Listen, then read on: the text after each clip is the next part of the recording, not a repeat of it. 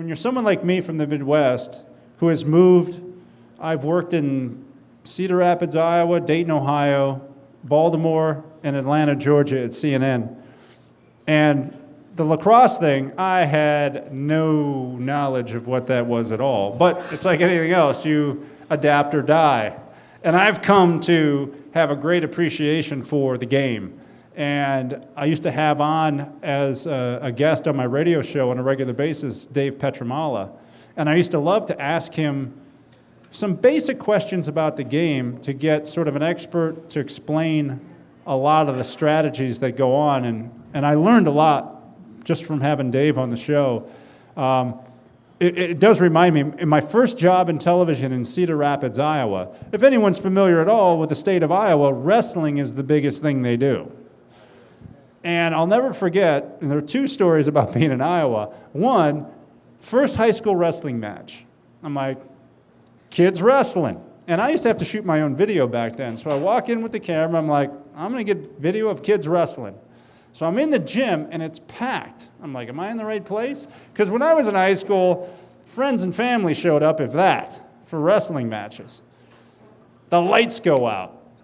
It's like WWE. Then they've got the spotlight. Wrestling at 89 pounds, a freshman with a record of 6-1. I'm like, holy cow, this is a big deal.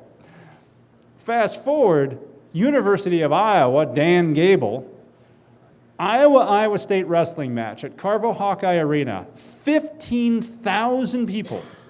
The entire match came down to the heavyweights, and it was won with a pin by the Iowa wrestler. To this day, maybe the loudest I've ever heard in an arena. And that was back in the 80s, but that told me, this is serious. This is serious stuff. And they're great. And one other one, this was back in the 80s. So again, I'm sent to cover a girls' basketball game in Urbana, Iowa. So I go up there, I'm like, girls' basketball, got my camera, I know what basketball is like. Has anyone ever seen 6-on-6 basketball? 6-on-6 basketball, which they stopped playing in Iowa a few years ago, was you can't go past, you got 3 on one side, 3 on the other, and you can't cross half court. So I'm there with my camera, I have no clue what, and I'm thinking, are they just warming up?